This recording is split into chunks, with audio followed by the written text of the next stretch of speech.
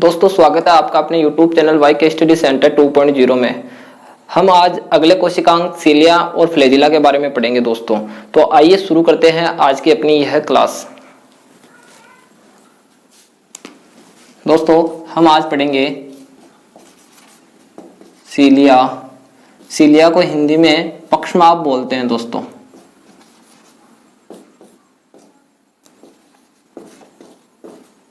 और flagella, flagella को हिंदी में दोस्तों कक्षाभिका बोलते हैं। कक्षाभिका, इनके बारे में पढ़ेंगे दोस्तों। सर्वप्रथम हम बात करेंगे कि इनकी खोज किसने की थी। इनकी खोज के बारे में खोज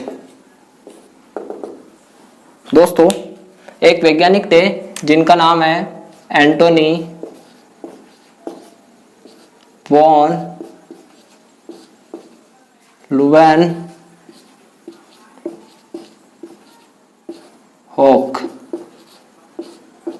एंटोनी वॉन लुवेनहोक ने इनकी खोज की थी और कौन से सन में की थी दोस्तों? 1675 में।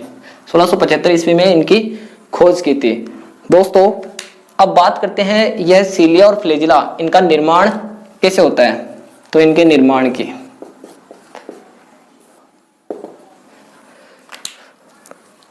इनका निर्माण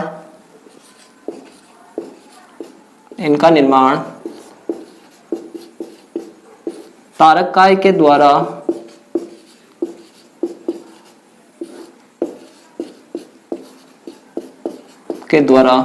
निर्मित आधार कणिकाओं द्वारा होता है।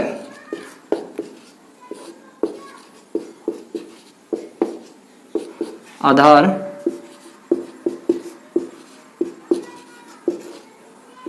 कणिकाओं द्वारा होता है। यानी दोस्तों जो तारककाय होता है उसके द्वारा जिन आधार कणिकाओं का निर्माण होता है, उन आधार कणिकाओं के द्वारा क्या होता है, जो पक्षमाप और कक्षाभिका है उनका निर्माण होता है। यानी सीलिया और फ्लैजिला का निर्माण जो तारककाय होता है उसके आधार कणिकाओं के द्वारा होता है दोस्तों। अब हम बात करते हैं कुछ इंपॉर्टेंट पॉइंट्स की। इंपॉर्टेंट पॉइंट्स दोस्तों, जिसमें हम सबसे पहले पॉइंट की बात करते हैं, जो ये सीलिया और फ्लैजिला है। सीलिया और फ्लैजिला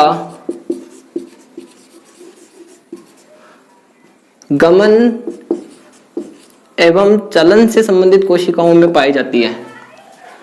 गमन एवं चलन से संबंधित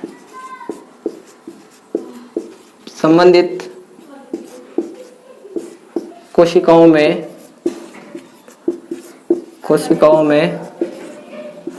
पाई जाती है।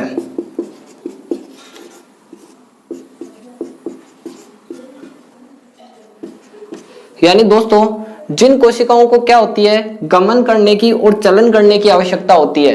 गमन और चलन का तात्पर्य यह है कि दोस्तों जो कोशिकाएं एक स्थान से दूसरे स्थान पर जाती है या किसी पदार्थ का स्थानांतरण करती है, तो उन कोशिकाओं में क्या होता है, सीलिया और फ्लैजिला की आवश्यकता होती है। तो उन्हीं कोशिकाओं में सीलिया और फ्लैजिला पाई जाती है। तो दोस्तों हम बात करते हैं अगले पॉइंट की। सीलिया और फ्लैजिला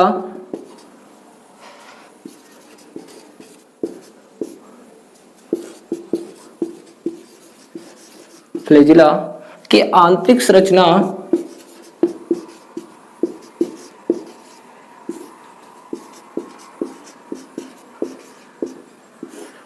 सीलिया और फ्लैजिला की आंतरिक संरचना समान होती है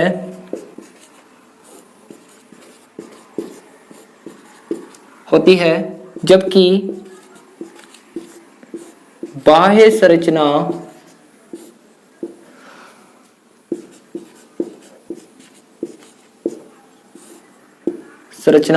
में अंतर पाया जाता है। अंतर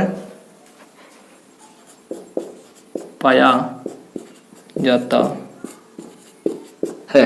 यानी दोस्तों जो सीलिया और फ्लैजिला है उनकी आंतरिक संरचना तो क्या होती है, बिल्कुल समान होती है। आंतरिक का मतलब अंदर की संरचना। और अगर अपन उनको बाह्य संरचना, उनकी बाह्य संरचना को देखते हैं, बाहर से देखते हैं, तो वह क्या होती है, अलग अलग होती है या उनमें अंतर पाया जाता है। तो दोस्तों अपन आगे बात करेंगे कि इनके मध्य क्या अंतर पाया जाता है। पहले इनके आकार के बारे में लिखते हैं दोस्तों, इनका आकार कितना होता है। आकार दोस्तों जो सीलिया है उनका आकार, सीलिया का आकार 5 से 10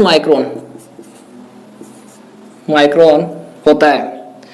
और जो फ्लैजिला है दोस्तों, फ्लैजिला वो सीलिया से बड़ी होती है। तो फ्लैजिला का आकार 150 से 200 माइक्रोन होता है।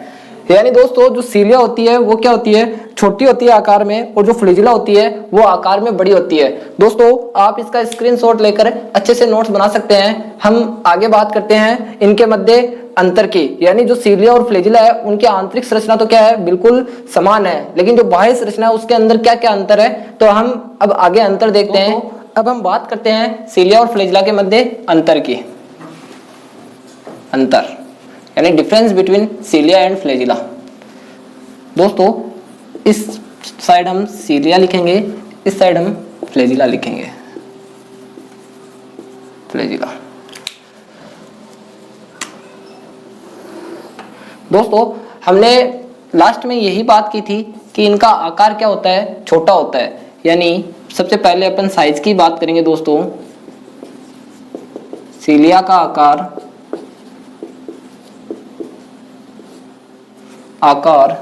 5 से 10 माइक्रोन होता है। 5 माइक्रोन भी लिख सकते हैं और 5 से 10 माइक्रोन। और जो दोस्तों फ्लैजिला होती है, फ्लैजिला का आकार 150 माइक्रोन 150 माइक्रोन होता है। दोस्तों अब हम बात करते हैं अगले पॉइंट की, यानी इनका आकार क्या है, 5 से 10 है, यानी बहुत ही छोटा है, इसलिए यह क्या होते हैं, संख्या में अधिक पाए जाते हैं। सीलिया संख्या में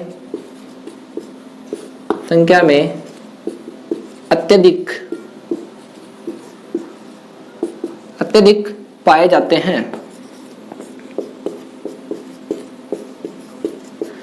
अब इनका आकार दोस्तों बड़ा है तो यह क्या होंगे, संख्या में कम पाए जाएंगे। फ्लैजिला संख्या में कम पाई जाती है, संख्या में कम पाई जाती है।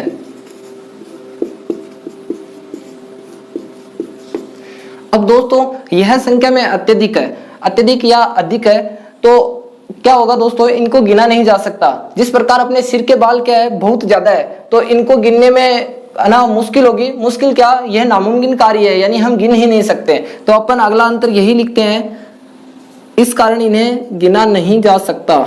इस कारण इन्हें गिना नहीं जा सकता है,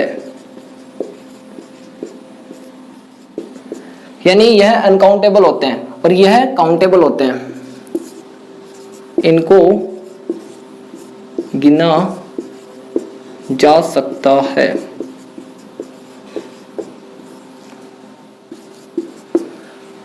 दोस्तों यह तो इनके आकार के ऊपर। अब हम बात करते हैं कि यह कहां पाए जाते हैं, यानी जो सीलिया होते हैं वह संपूर्ण शरीर पर पाए जाते हैं। सीलिया संपूर्ण शरीर पर पाए जाते हैं। जैसे कक्षाभिका होगी वो क्या होगी दोस्तों, सिरों पर पाई जाएगी, यानी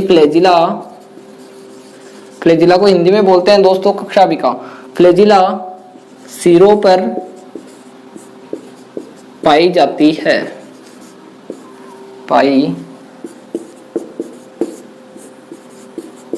है। अब दोस्तों बात करते हैं इनमें गति, यानी इनमें गति किस प्रकार की पाई जाती है, यानी सीलिया के अंदर समन्वित प्रकार की गति पाई जाती है। सीलिया में समन्वित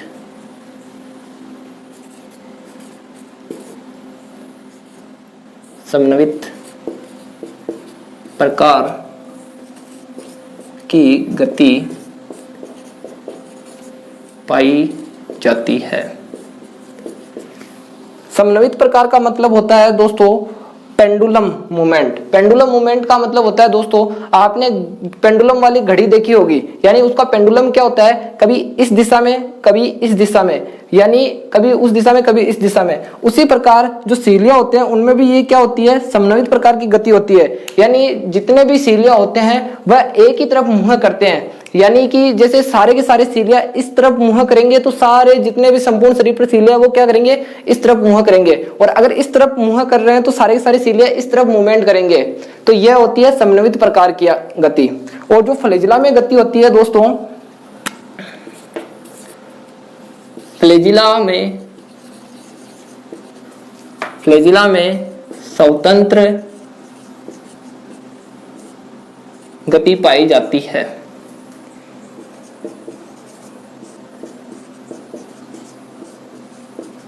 गति पाई जाती है, फ्लैजिला में स्वतंत्र गति पाई जाती है। स्वतंत्र गति का मतलब होता है दोस्तों कि जैसे दो फ्लैजिला है, यानी दो फ्लैजिला है तो वो एक फ्लैजिला इस तरफ मूवमेंट करेगा तो दूसरा फ्लैजिला इस तरफ मूवमेंट कर सकता है, और दोनों एक दिशा में भी मूवमेंट कर सकते हैं और दोनों के दोनों अलग अलग दिशाओं में भी मूवमेंट कर सकते हैं। यानी यह स्वतंत्र गति करता है जबकि यह समन्वित प्रकार की गति करता है। अब जैसे संख्या की बात की थी दोस्तों अपन ने, तो इनकी संख्या जैसे ना 1 2 4 बस इतनी ही होती है, इसीलिए इनको क्या कर सकते हैं, हम गिन सकते हैं। उदाहरण के लिए दोस्तों, जैसे उदाहरण पैरामीशियम देखा होगा दोस्तों, इस प्रकार पैरामीशियम होता है। पैरामीशियम के संपूर्ण शरीर पर छोटे छोटे रोम लाइक स्ट्रक्चर पाई जाती है, जिसे ही सीलिया बोलते हैं दोस्तों।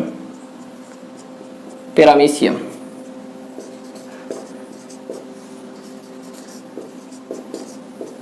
एक कोशिकीय जीव होता है दोस्तों पैरामीशियम। और इसमें उदाहरण है दोस्तों क्लेमाइडोमोनास।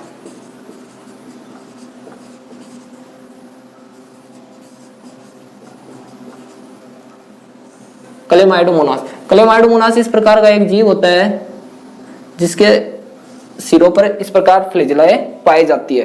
तो दोस्तों यह तो हुआ इनके बाह्य संरचना के मध्य अंतर, यानी आंतरिक संरचना तो अपन ने क्या पढ़ी थी, बिल्कुल समान पढ़ी थी कि आंतरिक संरचना इनके मध्य है जो बिल्कुल समान होती है, लेकिन जो बाह्य संरचना होती है उसी के मध्य अंतर पाया जाता है। तो ये अंतर है दोस्तों जो इनके मध्य पाया जाता है। आप इसका स्क्रीनशॉट लेकर अच्छे से नोट्स बना सकते हैं। आगे हम बात करते हैं सीलिया और फ्लैजिला की संरचना की। दोस्तों हम बात करते हैं सीलिया और फ्लैजिला की संरचना की। संरचना स्ट्रक्चर दोस्तों, इनकी स्ट्रक्चर जैसे ये कक्षाभिका और जो पक्षमाप होते हैं यानी सीलिया होते हैं वह क्या होते हैं, स्वयं 4 भागों में विभक्त होते हैं। 4 कौन कौन से भाग होते हैं दोस्तों, पहला होता है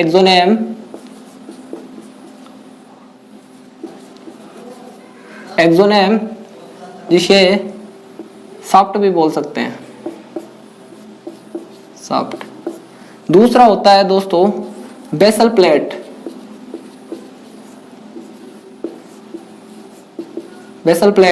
तीसरा होता है दोस्तों बेसल बॉडी,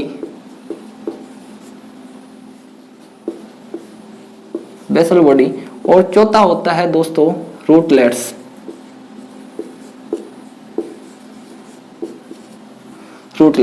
यानी जो सबसे ऊपर का भाग होता है वो तो होता है एक्सोनेम, और जो जस्ट उससे नीचे का पार्ट होता है वो होता है बेसल प्लेट, और जो सबसे नीचे होता है उसके जस्ट ऊपर वाला भाग होता है वो होता है बेसल बॉडी, और जो सबसे नीचे होता है रूटलेट्स। रूट का मतलब दोस्तों सभी को पता है जड़ें, यानी जहां से फ्लैजिला और ये ना सीलिया जुड़ी होती है वहां पे इनका भाग होता है रूटलेट्स भाग। अब दोस्तों जैसे इनकी संरचना की बात करते हैं, हमने इनकी संरचना दोनों की समान पढ़ी थी, आंतरिक संरचना। तो ये दोस्तों कॉमन है, जो संरचना है वो सीलिया और फ्लैजिला की बना रहा हूं मैं।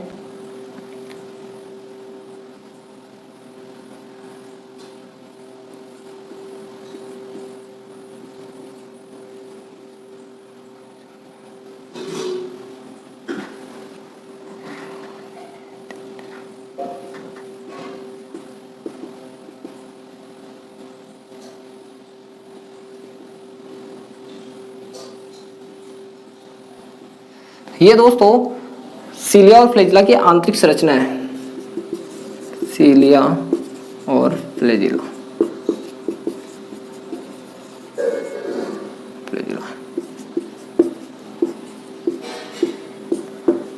यानी जो मैंने ये संरचना बनाई है ये कॉमन संरचना है, यानी अपन ने पहले पढ़ लिया है कि जो आंतरिक संरचना होती है वो बिल्कुल समान होती है। अब दोस्तों यह जो सीलिया और फ्लैजिला होती है, इनमें जैसे जो यूकेरियोटिक होते हैं, अपन लिख लेते हैं, ये 2 पॉइंट लिख लेते हैं पहले दोस्तों।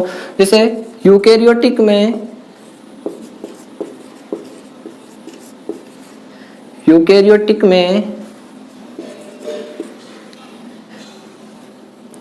सूक्ष्म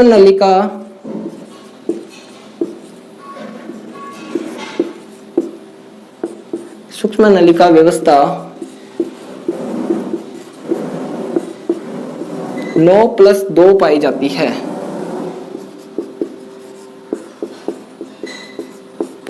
है, और जो प्रोकैरियोटिक होते हैं,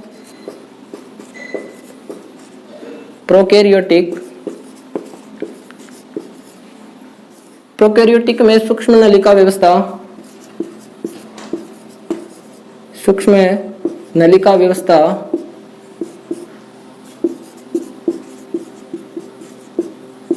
0+1 पाई जाती है।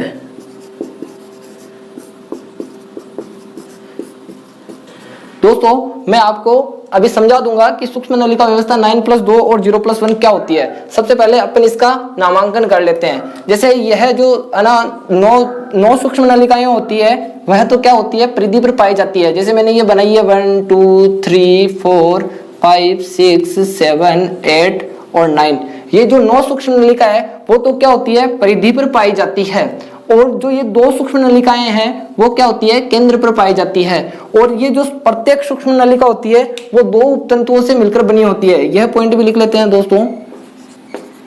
प्रत्येक सूक्ष्म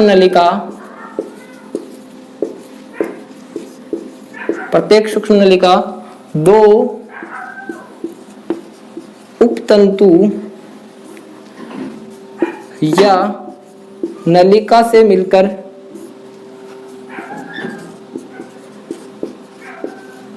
बनी होती है।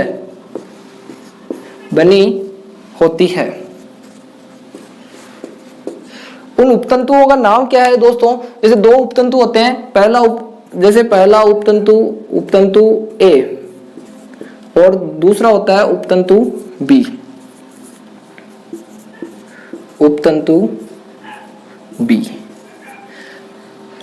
अब बात करते हैं दोस्तों, जैसे यह तो है उपतंतु ए और यह है उपतंतु बी। यानी जो आंतरिक संरचना होती है उसमें ये जो सूक्ष्म नलिकाएं हैं वो 2 उपतंतुओं से मिलकर बनी होती है, उपतंतु ए और उपतंतु बी। ये प्रत्येक सूक्ष्म नलिका क्या है, 2 उपतंतुओं से मिलकर बनी होती है। और ये जो सूक्ष्म नलिकाएं हैं वो केंद्र पर पाई जाती है। ये जितनी भी है ये क्या है, सूक्ष्म नलिकाएं हैं दोस्तों, सूक्ष्म नलिका।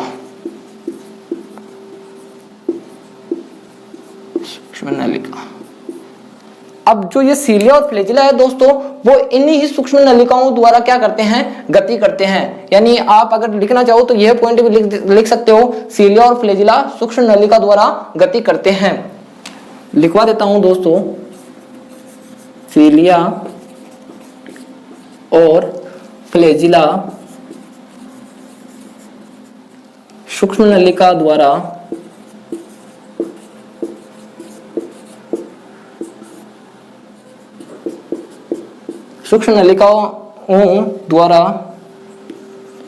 यानी संपूर्ण सूक्ष्म नलिकाओं द्वारा गति करते हैं। यानी जो सीलिया और फ्लैजिला का जो मूवमेंट होता है वो किनके ऊपर डिपेंड करता है, सूक्ष्म नलिकाओं के ऊपर डिपेंड करता है। अब हम दोस्तों बात करते हैं 9+2 व्यवस्था की। व्यवस्था 9+2।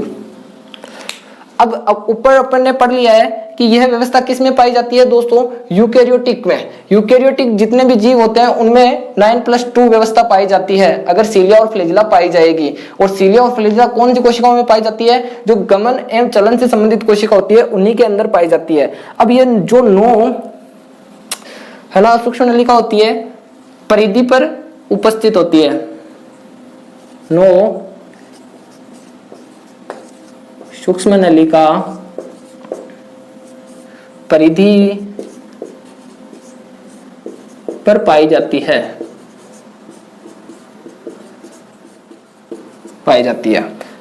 जो 9 सूक्ष्म नलिका है वो परिधि पर पाई जाती है। यह क्या होती है दोस्तों, जो परिधि पर पाई जाती है ये सभी की सभी क्या होती है, डबलेट फिशन होती है। अगला पॉइंट है DOUBLET, doublet fission. Doublet fission का मतलब है दोस्तों 2 उपतंतु या नलिका से बनी,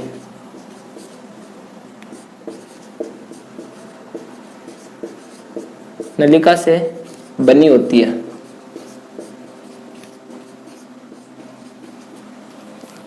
यानी जो डबलेट फिशन होता है उसका मतलब होता है कि 2 उपतंतु या नलिका से बनी होती है। अब यह जो अपन बात करते हैं दोस्तों, जो ये 9 सूक्ष्म नलिकाएं होती है वो कौन से प्रोटीन से बनी होती है, तो उस प्रोटीन का नाम है दोस्तों ट्यूबिलिन प्रोटीन।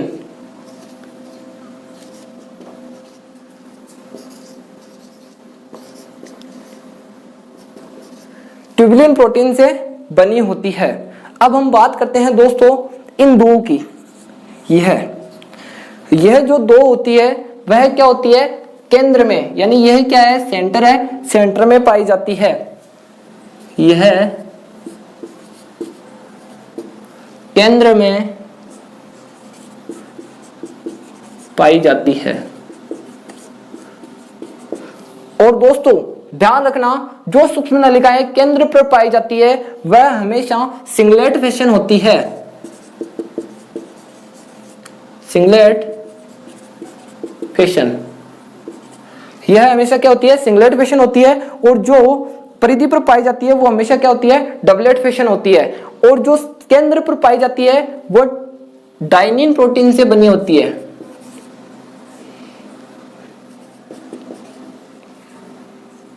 डाइनिन प्रोटीन से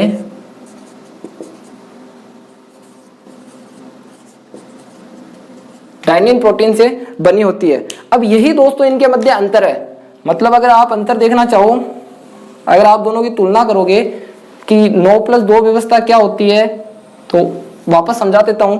जैसे 9+2 व्यवस्था क्या होती है, यह यूकेरियोटिक में पाई जाती है। और इनमें क्या होता है, जो 9 सूक्ष्म नलिकाएं होती है वह परिधि पर पाई जाती है, और जो 2 सूक्ष्म नलिकाएं होती है वह केंद्र पर पाई जाती है। अब यह जो 9 सूक्ष्म नलिकाएं हैं वो परिधि पर पाई जाती है, वह क्या होती है, डबलेट फिशन होती है। डबलेट फिशन का मतलब है दोस्तों 2 उपतंतु या नलिका से बनी होती है। और जो केंद्र पर होती है वो हमेशा क्या होती है, सिंगलेट फिशन होती है। अब जो ये 9 सूक्ष्म नलिकाएं हैं जो क्या होती है, परिधि पर पाई जाती है, वो ट्यूबुलिन प्रोटीन से मिलकर बनी होती है। ये हमेशा याद रखना दोस्तों कि कौन सी प्रोटीन से मिलकर बनी होती है, ट्यूबुलिन प्रोटीन से। और जो केंद्र पर पाई जाती है वो हमेशा क्या होती है, डाइनिन प्रोटीन से मिलकर बनी होती है। अब हम दोस्तों आगे बात करेंगे 0+1 व्यवस्था। तो जैसे अपने पास यहाँ पे जगह है तो अपन यहाँ पे भी लिख सकते हैं, जैसे 0+1 व्यवस्था।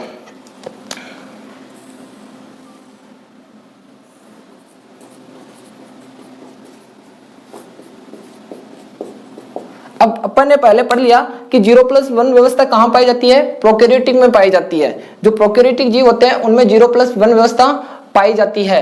अब यह जो 0+1 व्यवस्था है यह कौन से प्रोटीन से मिलकर बनी होती है दोस्तों, फ्लैजिलिन।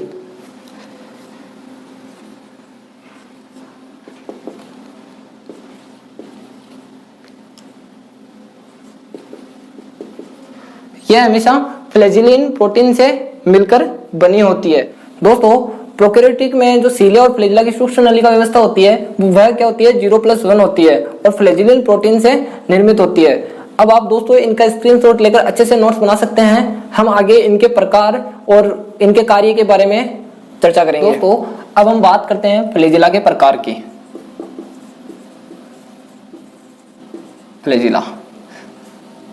फ्लैजिला को बोलते हैं कक्षाभिका।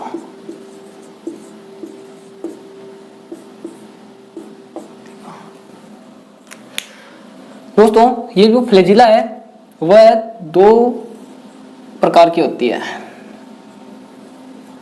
एक तो होती है विप्लेस,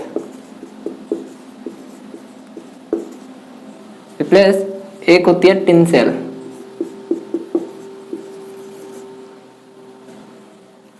दोस्तों विप्लेस का मतलब होता है चाबुक के समान, यानी जो पुराने जमाने में जो सजा दी जाती थी कोड़ों की, यानी इतने कोड़े मारे जाए, या जो चाबुक रस्सी के समान होता है दोस्तों, तो चाबुक की, यानी इनमें क्या होता है दोस्तों, जो हेड्स होते हैं वह प्रेजेंट नहीं होते, हेड्स एब्सेंट होते हैं,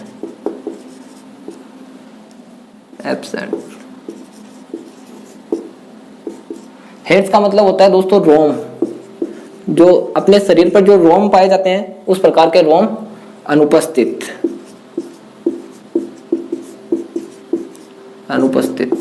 और जो टिन सेल व्यवस्था होती है दोस्तों, इनमें हेड्स प्रेजेंट होते हैं, यानी रोम उपस्थित।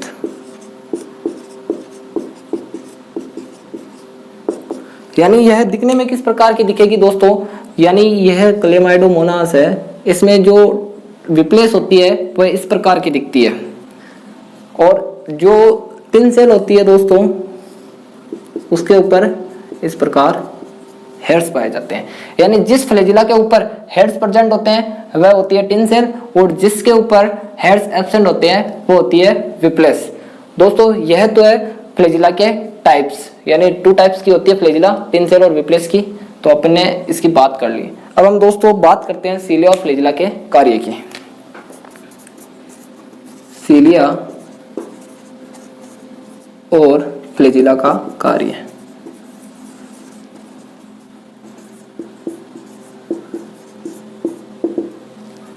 दोस्तों सीलिया और फ्लैजिला का वैसे अलग कार्य नहीं है, दोनों का गति एवं गमन का कार्य यही है, और अपन ने शुरू में ही पढ़ लिया कि चलन एवं गमन करने वाली कोशिकाओं में यही पाई जाती है, और चलन एवं गमन करने वाली कोशिकाओं में इसलिए पाई जाती है क्योंकि इनका कार्य ही क्या है, कोशिका को चलाना और उनका गमन करना। तो इनका वैसे अलग अलग कार्य नहीं है, फिर भी जैसे कक्षाभिका का कार्य है,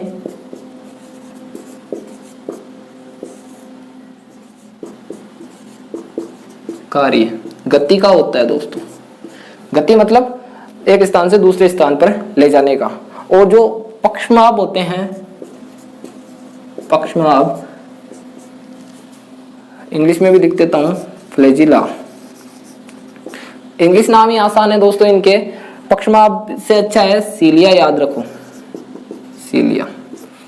पक्षमाभ का कार्य दोस्तों गति पदार्थों का परिवहन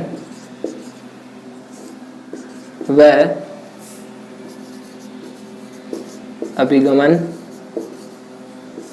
करना होता है।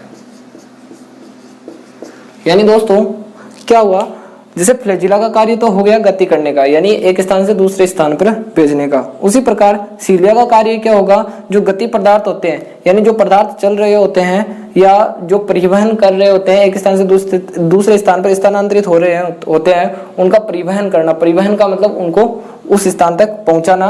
अभिगमन का मतलब भी वही होता है दोस्तों कि सीलिया क्या करते हैं, किसी पदार्थ को दूसरे स्थान पर भेजते हैं, यानी अभिगमन करते हैं। तो दोस्तों आप इसका स्क्रीनशॉट लेकर अच्छे से नोट्स बना सकते हैं।